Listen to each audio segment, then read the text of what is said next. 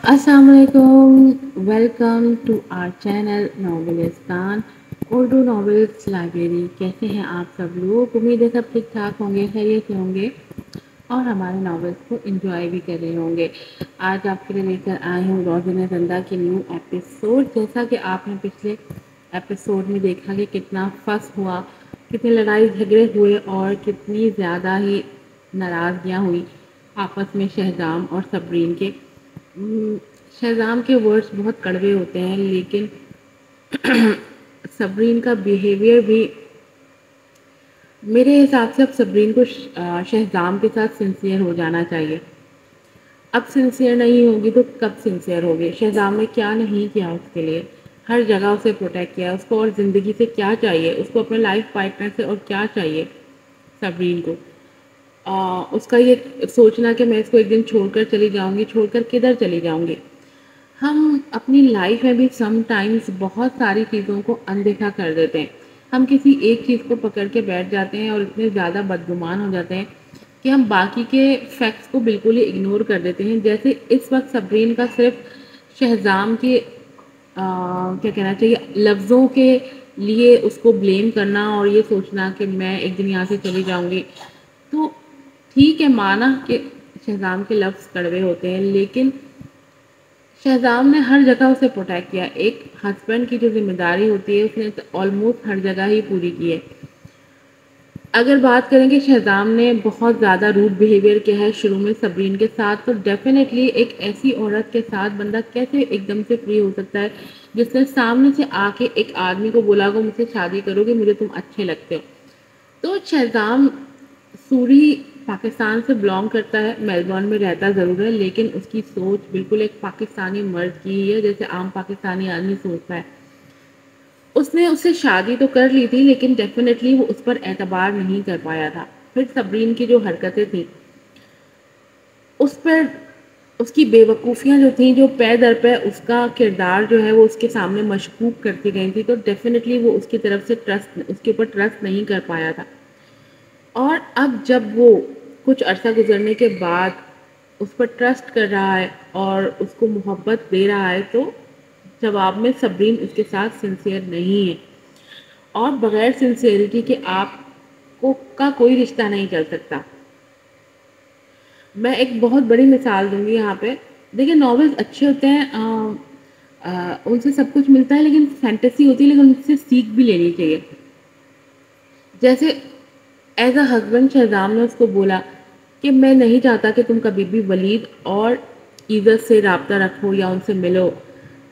तो इसकी एक बहुत बड़ी मिसाल है कि नबी पाक सल्लल्लाहु अलैहि वसल्लम की तरफ एक औरत का पैगाम आया कि मेरा शौहर जो है वो पता नहीं तिजारत पर गया है या बाहर गया है या किस पे गया है, और वो मुझे मना करके गया है कि घर से बाहर कदम ना निकालना।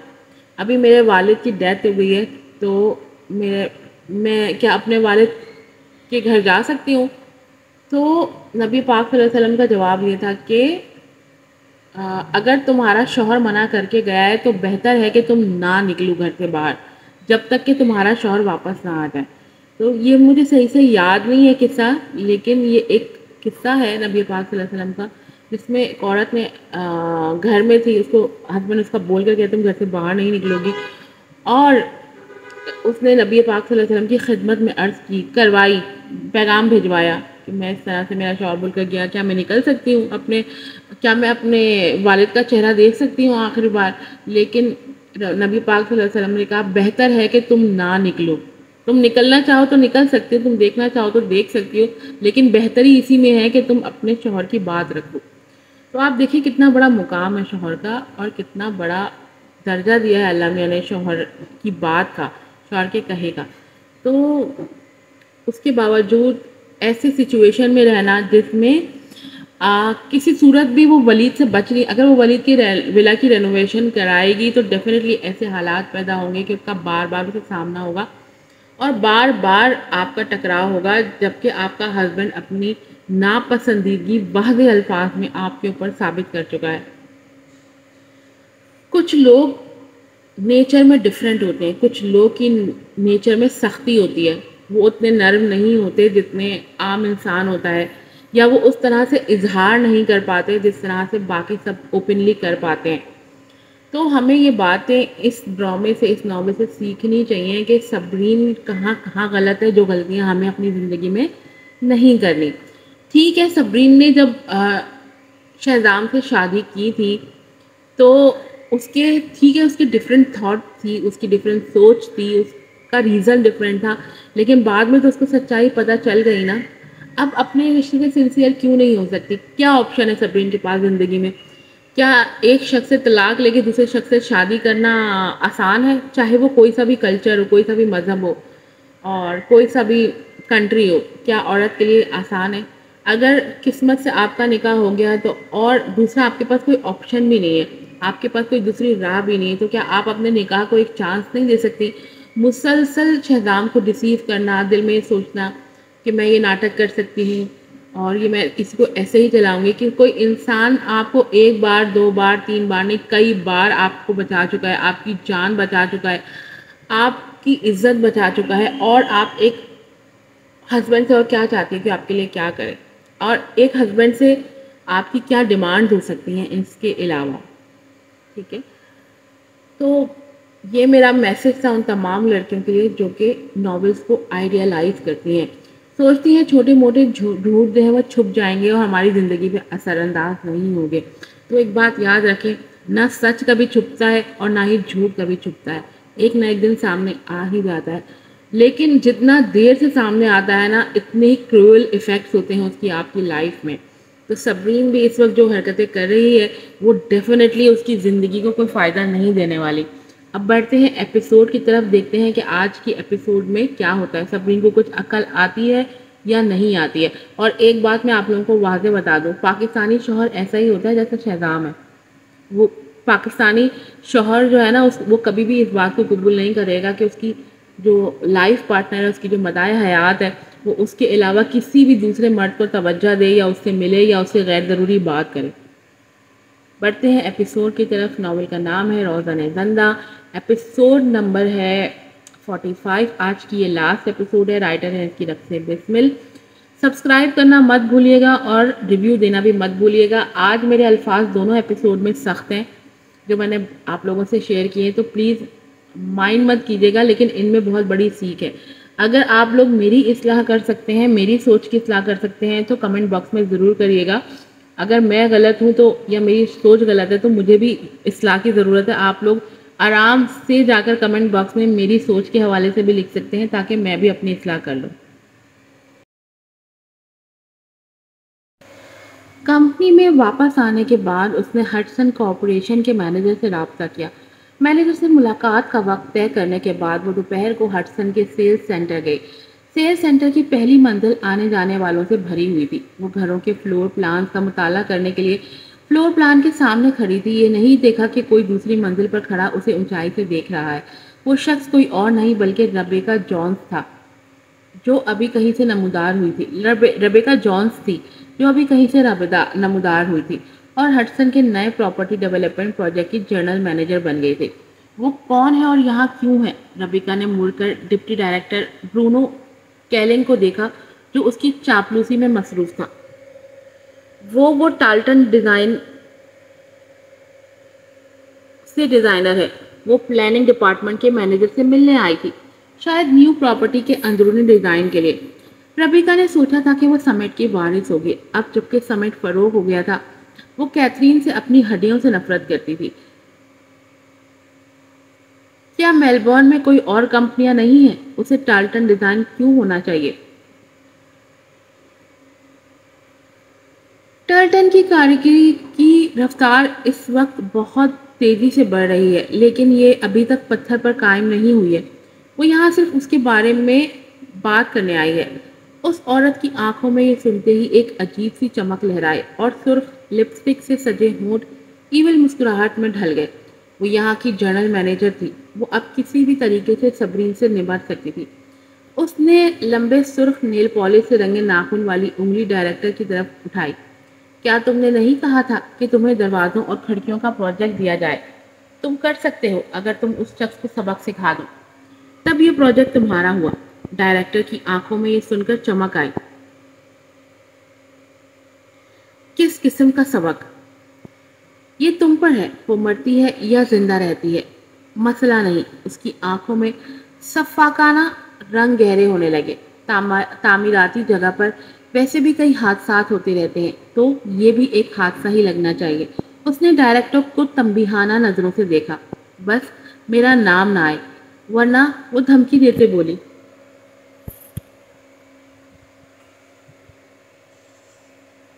डायरेक्टर ने एक गहरी सांस लेकर खुद को पुरसुकून जाहिर करने की कोशिश की। ये औरत वाकई बेहद जालिम थी उज़्मा। हालांकि ये बड़े शेयर होल्डर की बेटी थी, किसी को भी तवक्का नहीं थी कि इस शेयर होल्डर की बेटी इस कदर जालिम होगी। जाफर यजदानी की कंपनी डाउन होने के बाद वो ऐसे कॉरपोरेशन आ गया था, और फिर पता नहीं कैसे पुरसरार तरीके से जाफर यजदानी रातों रात ऐसे कॉरपोरेशन का शेयर होल्डर बन बैठा, और अब ऐसे कॉरपोरेशन का चेयरमैन जाफर यजदानी था। ये पुरस्कार गुत्थी किसी से सुलझ ना सकी।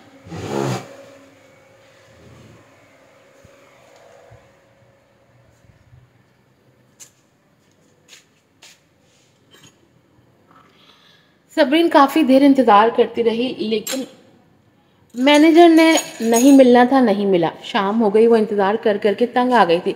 उसने सोचा कहीं शहजाम फिर ना उस पर शक करके पाबंदी ना लगा दे। उसे फ़ोन करके इतला देनी चाहिए कि उसे देर हो सकती है। हेलो शहजाम, हो सकता है आज मुझे देर हो जाए। मैं अभी तक अपने क्लाइंट का इंतज़ार कर रही हूँ। उसकी आवाज़ में बेजारी के साथ थकन थी। शहजाम ये सुनकर रिलैक्स हुआ कि सबरीन को अब उसकी नाराज़गी और परेशानी का ख्याल है। उज़्मा, लेकिन साथ ही उसे ये बहुत बुरा लगा कि उसकी बीवी को कोई इंतज़ार करवा रहा है। तुम कहाँ पर हो? बेइख्तियार पूछ बैठा। ऐसे कॉरपोरेशन में सबरीन ने दीवार पर लगे यहाँ से सब निकालो कंपनी के मोनोग्राम पर नजर जमाते बताया। ओह अच्छा। शहजाम उस वक्त गाड़ी ड्राइव कर रहा था। वो अभी अपने क्लाइंट से मिलकर वापस आ रहा था। उसने खिड़की से बाहर देखा। उसे लगा वो उस कंपनी से ज्यादा दूर नहीं है। सबरीन ने महसूस किया कि वो मजीद कुछ पूछने का इरादा नहीं रखता, सो टेक केयर कहकर कॉल बंद कर दी। कुछ ही देर में एक दुबला पतला आदमी अंदर आया। हेलो मैम, क्या आप मोहतरमा सबरीन यज़दानी हैं? आइए मैं आपको साइट दिखाने ले चलता हूँ। ये मेरे नाम का कार्ड है। उसने कार्ड बढ़ाया। सबरीन ने बिजनेस कार्ड को देखा। उसका नाम हदीद आलम था। ऐसा कैसे हो सकता है? बिना कोई बात तय किए आप मुझे साइट पर दिखाने जा रहे हैं? सबरीन को यह अजीब लगा। मैम, जाजिब साहब से हमारी बात तय हो चुकी है, इसीलिए आप फिक्रमंद ना हो। चलिए, उसने अजीब अंदाज में उसे कहा। उसके अंदाज में जल्दबाजी साफ दिखती थी। कंपनी उन घरों को बहुत अहमियत देती है जो डिज़ाइनिंग कंपनियां आती हैं। वो आमतौर पर अपनी पैमाइश साइट पर करती हैं। वो मुसलसल उसे बातों में लगाए साइट पर लेके जा रहा था। सबरीन को ये बात अटकी। क्या दूसरी डिज़ाइनिंग कंपनियां भी आ रही हैं? जी हाँ, एक और कंपनी है जिसके बारे में हमारे मैनेजर को ही मालूम है। वो तफसील से नहीं बता सका। दोनों गपशप करते जा रहे थे। सबरीन ने हदीद आलम से मुखालिफ कंपनी के बारे में मजीद मालूमात हासिल करने की कोशिश की और नादानिस्ता तौर पर साइट के पिछले हिस्से में चली गई। मैम, आप वहां से अंदर जा सकती हैं, हदीद ने कंस्ट्रक्शन साइट वाले हिस्से की तरफ इशारा करते हुए कहा।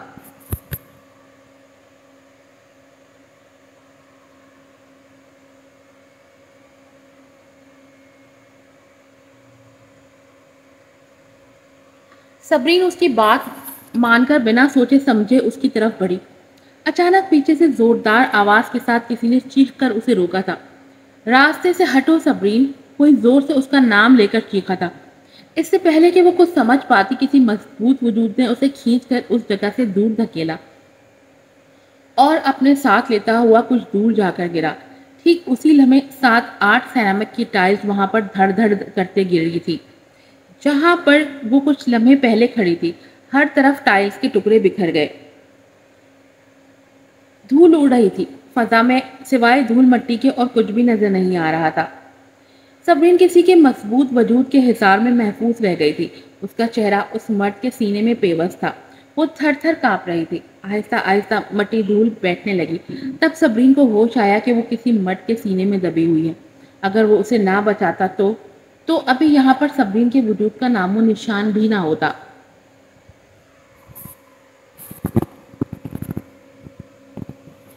کیا آپ ٹھیک ہیں؟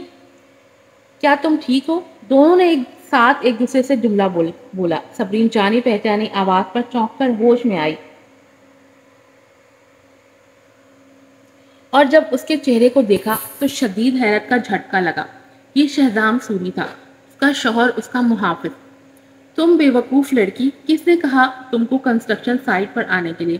شہزام نے اٹھ کر اسے بھی ایک ہاتھ سے اٹھا کر اپنے پیروں پر کھڑا کیا۔ وہ ابھی تک کانپ رہی تھی۔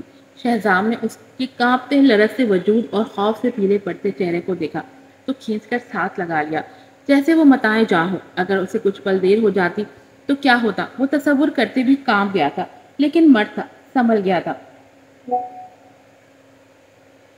میں یہاں کمروں کی میجرمنٹ کے لیے آئی تھی، وہ خوفزدہ سے اسے بتا رہی تھی۔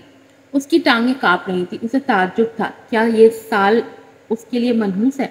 وہ جہاں بھی جاتی ہے اس کے ساتھ کوئی نہ کوئی حادثہ پیش آتا ہے۔ تو پھر ہیلمٹ کیوں نہیں پہنا؟ شہزام اس پر چیخا، وہ اندر سے ڈر گیا تھا۔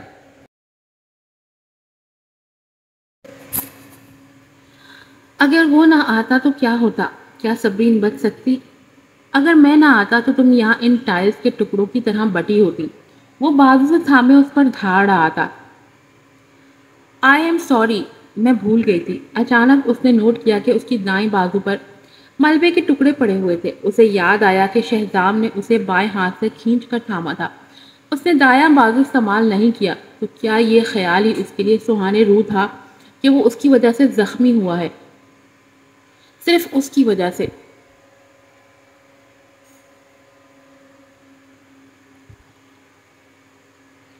اسے بچاتے ہوئے شہزام نے خود پر سیرامک کے ٹکڑے برداشت کیے تھے۔ صبرین نے کانپتے ہاتھ سے اس کے کندھے کو چھو کر دیکھنا چاہا۔ آپ کا بازو زخمی ہوا ہے۔ اندر کے خوف کو لفظوں کی زبان دی، لیکن شہزام نے کندھا اس کی پہنچ سے دور کر دیا۔ ڈونٹ ٹچ، تکلیف ہو رہی ہے۔ شہزام نے تکلیف دبائی۔ وہ اسے دیکھنا چاہتی تھی، لیکن شہزام نے اسے ہاتھ تک نہ لگانے دیا۔ میں ایمبولینس کو کال کرتی ہوں۔ صبرین کے کانپتے ہاتھ نمبر ملانے لگے۔ وہ یہ جان کر ہی پریشان تھی کہ شہزام کو سیریس چوٹ لگی ہے۔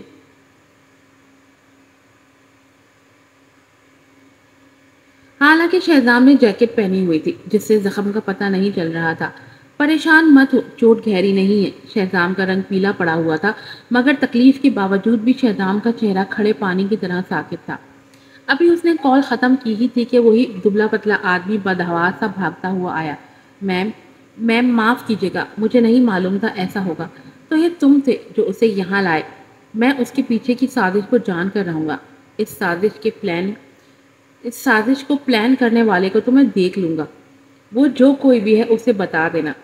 صبرین کو اکیلا سمجھنے کی غلطی مت کرے، ورنہ وہ اسے زبردستی دھمکی دیتا۔ صبرین کو حصار میں لے کر وہاں سے نکل آیا۔ پیچھے حدید عالم نے کانپتے ہاتھوں سے کسی کو کال ملائی تھی۔ ہیلو سر، پلان ناکام ہو گیا۔ صبرین کافی شچوپنج میں پڑ چکی تھی۔ پلیز مجھے دکھائیے۔ اس نے ہاتھ بڑھا کر اس کا زخم دیکھنا چاہا، لیکن شہزام نے خود کو اس کے ہاتھ کی پہنچ سے دور کر دیا۔ اچھا، تم ڈاکٹر ہو کیا؟ جانتی بھی ہو کہ زخم دے کر زخموں کا علاج کیسے کرتے ہیں؟ مانی خیزی سے اس کے پچھلے سلوک پر طنز کرتا۔ صبرین سمجھ کر خاموش رہ گئی۔ اس کے الفاظ وہ خوب سمجھ رہی تھی۔ وہ اس کے سلوک کو نشانہ بنا رہا تھا، لیکن اس وقت بیٹھ کر یہ معاملہ سلجھانے کی بات نہیں تھی۔ اس کے زخموں سے خون رس کر اس کی شرٹ کو داغدار کر چکا تھا۔ شرٹ کا اوپری حصہ چپچپا سا ہو گیا تھا، جس سے صاف زخم کی گہرائی کا پتہ چل رہا تھا۔ آپ کے کندھے سے خون بہ رہا ہے۔ شہزام وہ بے چینی اور فکرمندی سے بول اٹھی۔ بکواس نہیں کرو۔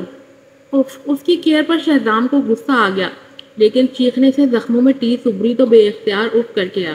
اس کی پیشانی عرق آلود ہو چکی تھی، حالانکہ یہ سرد موسم تھا۔ صبری نے پریشانی سے اس کی پیشانی پر پسینہ دیکھا اور پھر سے ایمبولینس کو فون کرنے لگی۔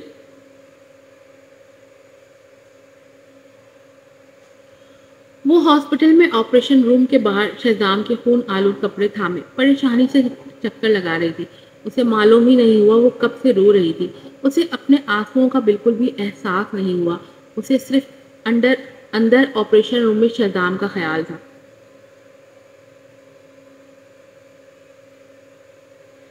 اگر اس کی جگہ وہ ہوتی تو اتنے گہرے زخم سہ نہ پاتی اور یقیناً درد سے بے ہوش ہو چکی ہوتی۔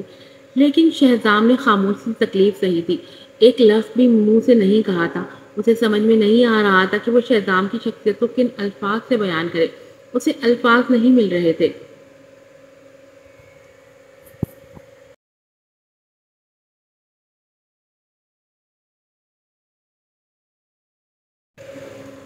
کبھی وہ وقت تھا جب وہ اس سے نفرت کرتی تھی کہ وہ اسے ہمیشہ ذلیل کرتا آیا تھا، لیکن اس بار شہزام نے اسے حیران کر دیا تھا۔ وہ اس کی خاطر شدید زخمی ہوا تھا اور یہ احساس اسے اندر ہی اندر سے مار رہا تھا۔ اگر وہ نہ آتا تو یقیناً وہ مر چکی ہوتی۔ میم، ڈونٹ ٹرائی، ان کی پیٹھ پر زخم اتنے گہرے نہیں ہیں، آپ کے شوہر ٹھیک ہو جائیں گے، آپ کچھ دیر میں ان سے مل سکتی ہیں۔ صبرین جو رو رہی تھی اور اسے پتہ بھی نہیں چل رہا تھا، ایک نرس کے تسلی دینے پر چونک اٹھی۔ کیا وہ رو رہی تھی اور اسے پتہ بھی نہیں چلا؟ جب اس نے ہاتھ بڑھا کر اپنا چہرہ صاف کیا تو واقعی آنسو ہی تھے۔ کچھ دیر کے جان لیوا انتظار کے بعد وہ بھاگتی ہوئی وی آئی پی روم میں گئے، جہاں شہزام پٹیوں میں جکڑا زرد چہرہ لیے لیٹا تھا۔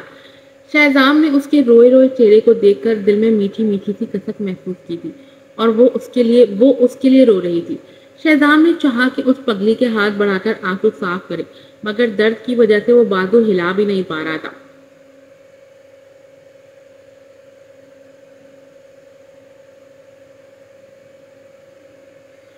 وہ واقعی اس سے پیار کرتی تھی، اسے زخمی نہ دیکھ پا رہی تھی۔ وہ کتنا بے وقوف تھا، اس کی محبت کو سمجھ نہیں پایا۔ اس وقت ایک نرس اندر آئی، اس نے شہزام کی ڈرپ میں ایک دوا انجیکٹ کی اور مسکراتے ہوئے اس خوبصورت لڑکی کو دیکھا جو رو رہی تھی۔ میم، آپ ان کی کیا لگتی ہیں؟ یہ میری وائف ہے، شہزام نے صبرین پر سے نظر ہٹائے بنا نرس کو جواب دیا۔ اس کے جواب پر صبرین نے چونک کر اسے دیکھا، پھر اس کی آنکھوں میں خوشگوار رنگ اترنے لگے۔ پہلی بار اس شخص نے اس کا تعارف بطور وائف کروایا تھا۔ اس کا مطلب وہ اسے اپنی بیوی مان رہا ہے۔ وہ اسے دیکھے گئی، دونوں ہی ایک دوسرے کو دیکھ رہے تھے۔ صبرین کا دل ایک نئی لے میں دھڑکنے لگا، یہ خیال ہی بہت رومانٹک تھا۔ اس کی بیوی، اس کے دل میں گھنٹیاں سی بجنے لگی۔ ماشاءاللہ سر، آپ کی وائف بہت خوبصورت ہے، باہر کب سے رو رہی تھی، نرس نے اسے بتایا۔ اس وقت ہادی اور شیز اندر آ گئے۔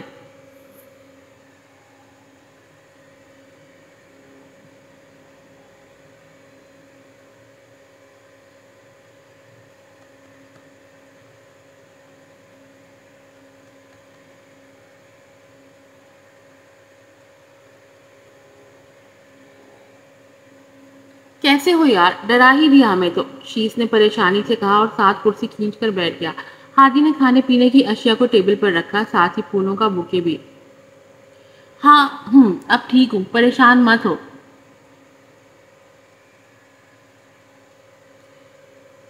تھوڑی سی چوٹ ہے، شہزام نے لاپرواہی سے کہا، حالانکہ اس کے چہرے کے تاثرات بتا رہے تھے کہ اسے کتنی تکلیف ہے۔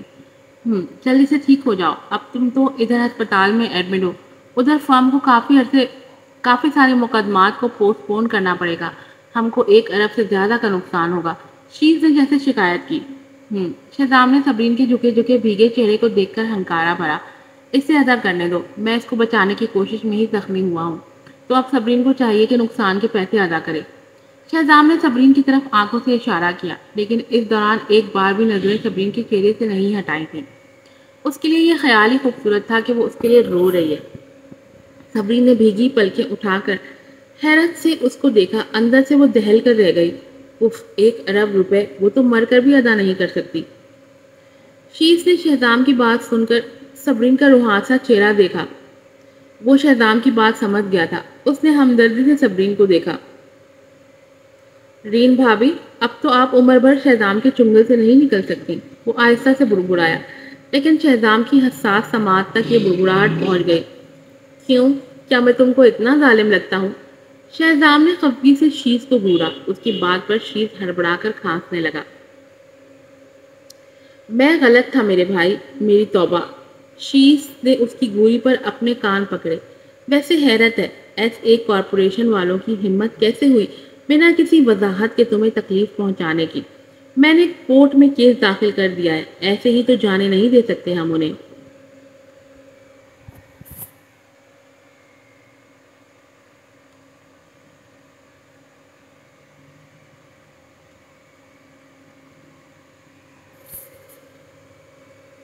میں نے بھی اڑتی اڑتی سی خبر سنی ہے کہ ایس ایک کمپنی راتوں رات ترقی کر گئی ہے، اس کی سپورٹ کوئی غیر ملکی پرسرار شخصیت کر رہی ہے۔ ہادی کی پرسوچ آواز نے سب کو اس کی طرف دیکھنے پر مجبور کیا۔ اس کی بات سن کر سب کو ہی شوق لگا تھا۔ ہمیں اپنے ذرائع سے معلوم کرنا ہے کہ یہ واقعی اتفاقی حادثہ تھا یا کسی نے جان بوجھ کر صبرین کو مارنے کی کوشش کی تھی۔ شہزام کے پتلے ہونٹ ہلے، آنکھوں میں سر تاثر تھا۔ اس کی بات پر صبرین نے چونک کر اسے دیکھا۔ لیکن میری تو کسی سے کوئی دشمنی نہیں ہے، میں نے کسی کا کیا بگاڑا ہے جو کوئی مجھے مارنے کی کوشش کرے گا؟ پھر شیز کو دیکھا، یہ محض ایک ایکسیڈنٹ ہے اور کچھ نہیں۔ شیز بھائی آپ کو مغالطہ ہوا ہے، اس نے شک ہونے کے باوجود بھی جیسے خود کو جھٹلایا تھا۔ بھابھی آپ نے ریسنٹلی کافی سارے لوگوں سے دشمنی مول لی ہے، سوچ کر پھر بتائیے گا۔ شیز کو اس کی سادگی پر حیرت ہوئی۔ صبرین کو لگا جیسے واقعی وہ کم عقل ہے۔ اسے یاد تھا اس نے کتنے سارے لوگوں سے پنگا لیا ہوا ہے، جن میں سرے فہرست آبش، جعفر، مسز جعفر اور سنڈی کے ساتھ ساتھ جنت بھی شامل تھی۔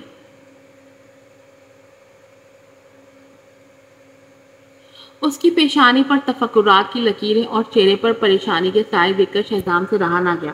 پریشان مت ہو، جب تک تم میرے ساتھ ہو کوئی بھی تمہیں انگلی تک چھو نہیں سکتا، بے فکر رہو، میں ہوں نا، میں سب کو دیکھ لوں گا۔ اس کے تسکینیت بھرے الفاظ صبرین کے دل کو گہرائی سے چھو گئے تھے۔ اسے سمجھ میں نہیں آیا وہ اس کا کیا جواب دے۔ شیز کے ساتھ ہادی بھی خاموش رہ گیا، ان کو اپنی موجودگی غیر ضروری لگی۔ میرے خیال سے ہمیں اب چلنا چاہیے، ویسے بھی رین بھابھی تمہارا خیال رکھنے کو موجود ہے، تو ہمارا نہیں خیال کہ ہم کو یہاں ٹھہرنا چاہیے۔ کیوں ہادی؟ بربادی؟ شیز نے آخر میں ہادی کو چھیڑا۔ ہادی نے اس پر سپاٹ نظروں سے اپنے باس کے دوست کو دیکھا۔ کہا کچھ نہیں، بس دل ہی دل میں دانت پیچھے تھے۔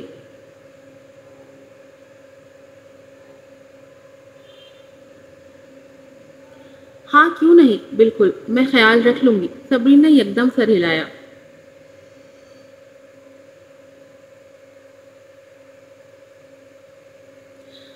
ہمیں افسوس ہے اٹارنی صاحب، یہ حادثہ ہماری سائٹ کے مزدور کی غلطی کی وجہ سے رونما ہوا۔ اس کے لیے کمپنی آپ سے معذرت چاہتی ہے اور بطور ازالے کے 30 کروڑ کا چیک آپ کی خدمت میں پیش کیا ہے۔ کمپنی کا مینیجر شہزام کے پاس بیٹھا ہوا تھا۔ اس کے ہاتھ میں چیک تھا جو وہ شہزام کے آگے بڑھائے ہوئے تھا۔ شہزام کے لیے تو اتنے پیسے ایک عام بات تھی، تو وہ کافی لاپرواہ نظر آ رہا تھا۔ لیکن صبرین دنگ رہ گئی تھی۔ اس کے حالات اب ایسی سطح پر آ چکے تھے کہ وہ 30 کروڑ کا صرف تصور ہی کر سکتی تھی، جبکہ شہزام نے چیک لے کر ایسے ہی سائڈ ٹیبل پر پھینک دیا تھا۔ ٹھیک ہے، تم اب جا سکتے ہو، شہزام کی سرد آواز گونجی۔ مینیجر اس کے رویے پر ہکا بکا رہ گیا۔ شہزام نے اسے پانی تک نہیں پوچھا تھا، چیک بھی ایسے لیا جیسے احسان کر رہا ہو۔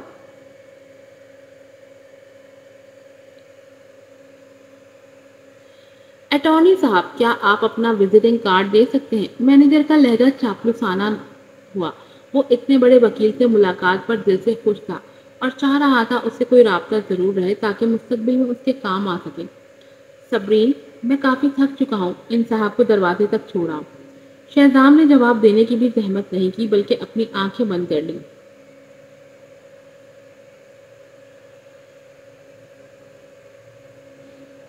مینیجر سے آج تک کسی نے ایسا بیہیو نہیں کیا تھا، سو وہ کافی بدل ہوا۔ شہزام نے صاف الفاظ میں اس کی خاصی بے عزتی کر دی تھی۔ دانت کچکچا کر اس نے اپنا بیگ اٹھایا۔ معاف کیجیے گا، شہزام کی طبیعت ٹھیک نہیں تو۔ صبرین نے معذرت چاہی جس پر اس کا منہ بن گیا۔ او ہاں، کیا میں گھروں کی ڈیزائننگ پروجیکٹ کے متعلق جان سکتی ہوں؟ اس کی بات پر مینیجر کے چہرے پر ناگوار تاثرات آ گئے۔ وہ اس جیسی غریب ڈیزائنر کے منہ نہیں لگنا چاہتا تھا۔ سو بد تہذیبی سے بولا، میں انچارج نہیں ہوں، بہتر ہوگا تم متعلقہ شعبے کے کسی شخص سے رابطہ کرو۔ یہ کہہ کر وہ رکا نہیں بلکہ سر جھٹکتا باہر نکل گیا۔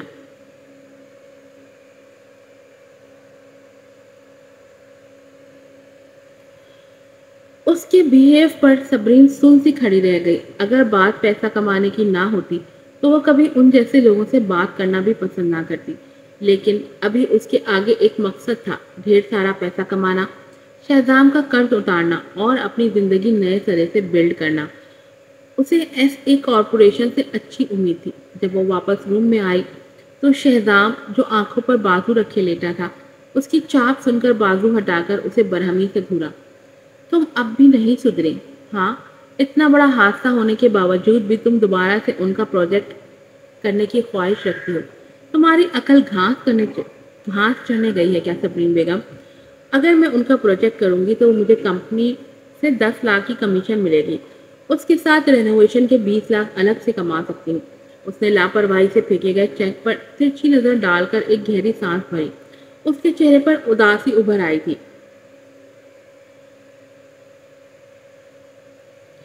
30 کروڑ ہو سکتا ہے آپ کے لیے بڑی رقم نہ ہو، لیکن میری جیسی عام لڑکی کے لیے بڑی رقم ہے۔ میں شاید عمر بھر بھی اتنے پیسے اکٹھے نہ کر پاؤں۔ کیا تمہیں پیسوں کی تنگی ہے؟ شہزام نے اسے سرد نظروں سے دیکھ کر ٹیبل سے چیک اٹھا کر اس کی طرف بڑھایا۔ تم اسے خرچ کر سکتی ہو۔ صبرین تو جیسے بے ہوش ہونے لگی۔ وہ اسے 30 کروڑ کا چیک بخوشی دے رہا تھا۔ 30 کروڑ ایک بڑی رقم ہوتی ہے۔ اسے عرصہ ہوا تھا اتنی بڑی رقم دیکھے، لیکن وہ اس سے یہ رقم نہیں لے سکتی تھی۔ اس نے بے اختیار لب بھینچ کر نفی میں سر ہلایا۔ نہیں، یہ آپ کی رقم ہے، میں نہیں لے سکتی۔ اس پر شہزام نے بھویں ناسمجھی سے اچکا کر اسے سر سے پیر تک دیکھا۔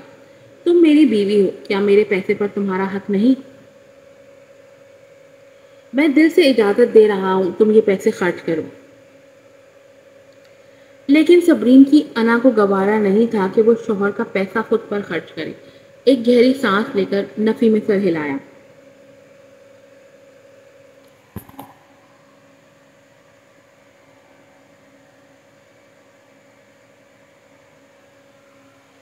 میں اپنی قابلیت کے بل پر کمانا چاہتی ہوں۔ میں ان عورتوں میں سے نہیں ہوں جو اپنے شوہر کے پیسوں پر نظر رکھتی ہیں۔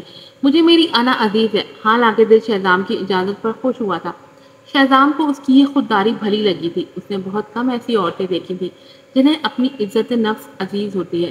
ایسی عورتیں اب ناپید تھیں جن کا باطنی اور ظاہری کردار مضبوط ہوتا ہے۔ صبرین کو محسوس ہوا شہزام کب سے اسے بنا پلک جھپکتے اسے دیکھ رہا ہے۔ تمہیں مجھ سے زیادہ امیر شوہر نہیں مل سکتا تھا، شہزام کی گمبھیر آواز کمرے میں گونجی۔ صبرین نے تعجب سے اس کا گھمنڈی جملہ سنا۔ آپ بہت خود پسند ہیں شہزام۔ صبرین کو اس کے جملے سن کر لگا جیسے شہزام نے اس پر طنز کسا ہو۔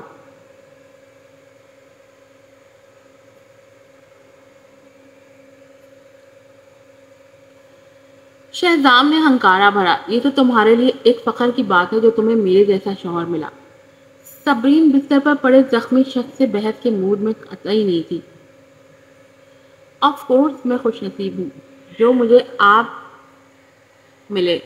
آپ تو میری بخت کا ستارہ ہے، میرے محافظ بھی۔ مجھے واقعی آپ کی بیوی بننے پر فخر ہے۔